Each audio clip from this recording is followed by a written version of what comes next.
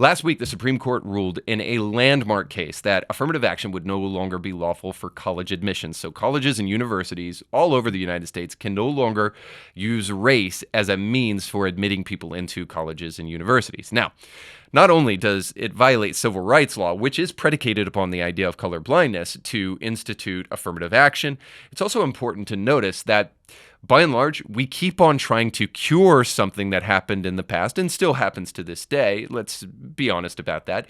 By poisoning ourselves with the very poison that we're trying to fight. So again, civil rights law is colorblind by and large and says you can't hire or you can't admit people into college based upon the color of their skin.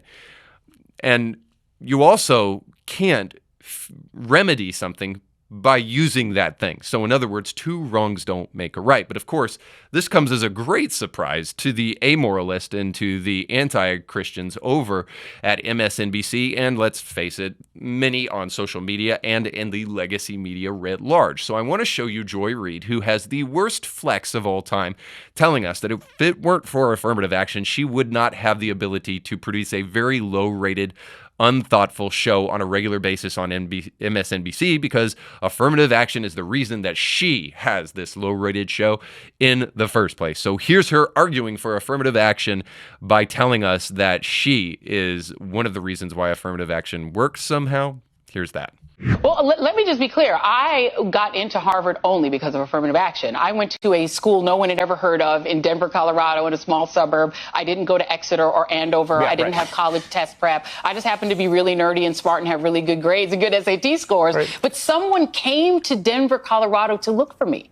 A Harvard recruiter flew to Denver, and I met up with her at the Village Inn restaurant and did a pre-interview to pull me into Harvard. I was pulled in, and the schools like Harvard and Yale that I got into affirmatively. Yes. And it was literally not saying we're going to take an unqualified person and put them in Harvard. Yes. We're going to take a very qualified person who we would never know existed and put them in Harvard. That's how I got there. That's how Ketanji got there. That's how Justice Jackson, I should say. Justice Jackson got there. It's how Clarence Thomas got there. Right. But the minute I arrived from my majority black little town, Montbello in Denver, to Harvard, the first week or two that I was in class, my presence was questioned by white people. I was in this big conference class where some white students stood up and said, those students, the black students, they're only here because of affirmative action. It became a huge argument that we all ended up having. This was freshman year. I had never had my academic credentials questioned. I had never had anyone question whether I was intelligent until I got to Harvard.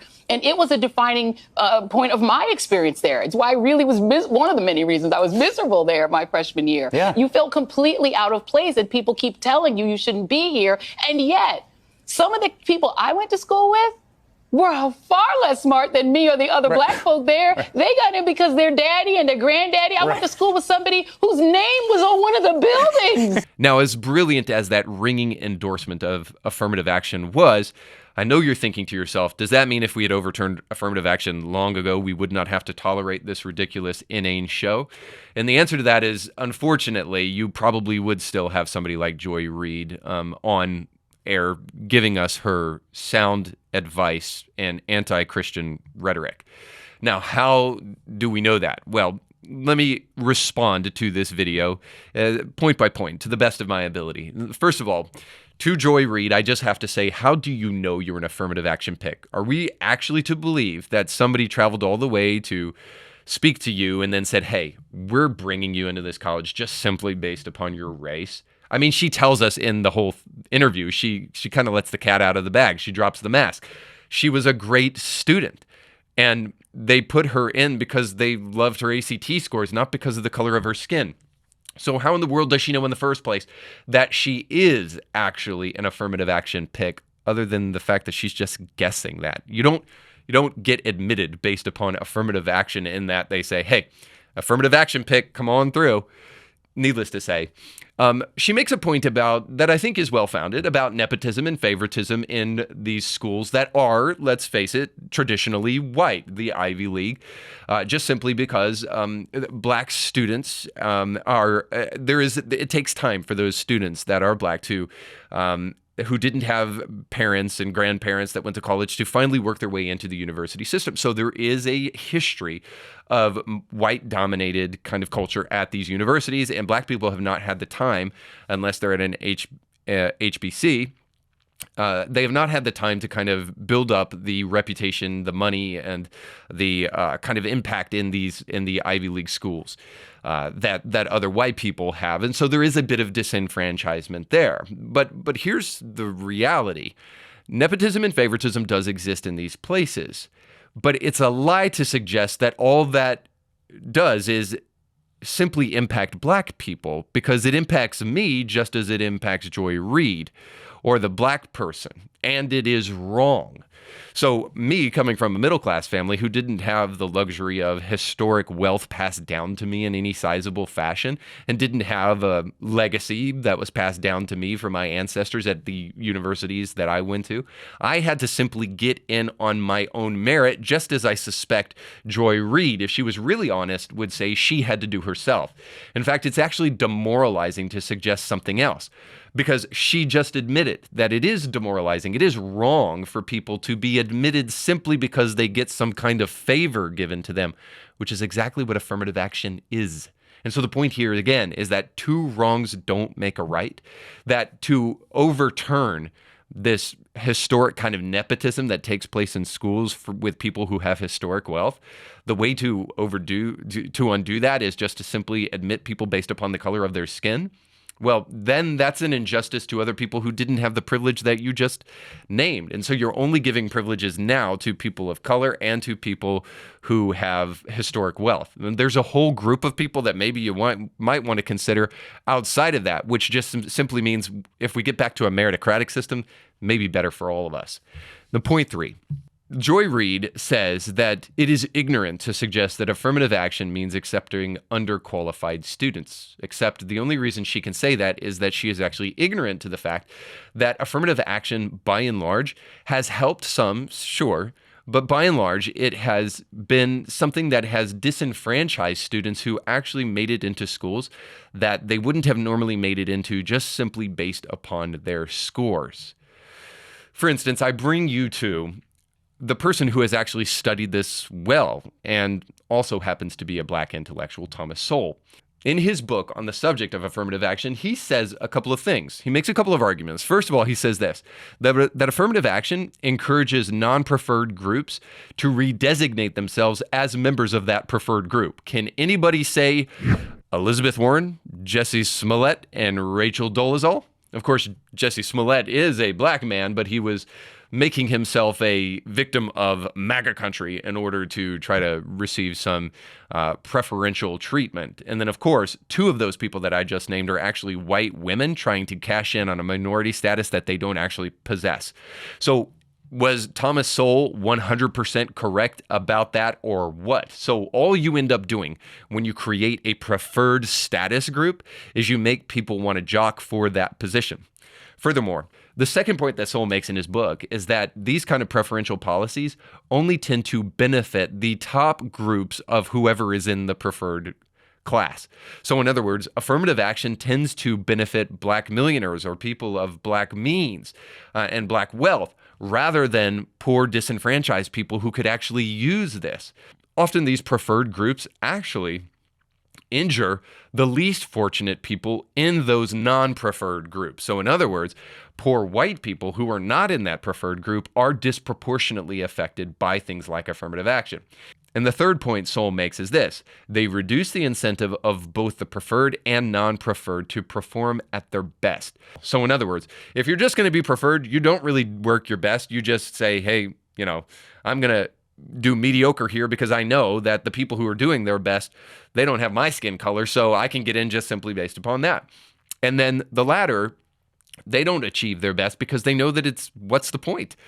Doesn't matter how good their scores are. Doesn't matter if you've spent your whole life dedicating yourself to the study of math or whatnot. And the fact that you're Asian just means that you're not going to get in, that somebody else is going to replace you. And so they obviously are not going to do their best because all of the incentive structure for doing your best has been taken away by these preferred group policies. And there's a fourth and final point that Thomas Sowell makes in his book. And it's this, that perpetuating the lie of race exacerbates the problem. It doesn't help it. Let me just mention a couple things so that you understand what I mean here and what Thomas Sowell means. Race is a folk taxonomy, which means it is a created naming system that is colloquial in nature, and that race is actually invented by human beings, but it's not actually a real category. Race actually was something that was created by racists. And it's important to understand that if we're going to fight racism, we can't use the very racist thing that created racism in order to do so. And we're living in a different world today than we were in the kind of civil rights era and even in the post-civil rights era, and it is okay to suggest that. Now, I know a lot of people are going to say, well, that's easy for you to say, white boy, which, by the way, is racist. It's not just easy for me to say, it's also true. Go look online anytime you wish and look up articles for success. Not a single one of them will say that, well, you have to be white, by the way, if you're going to be successful.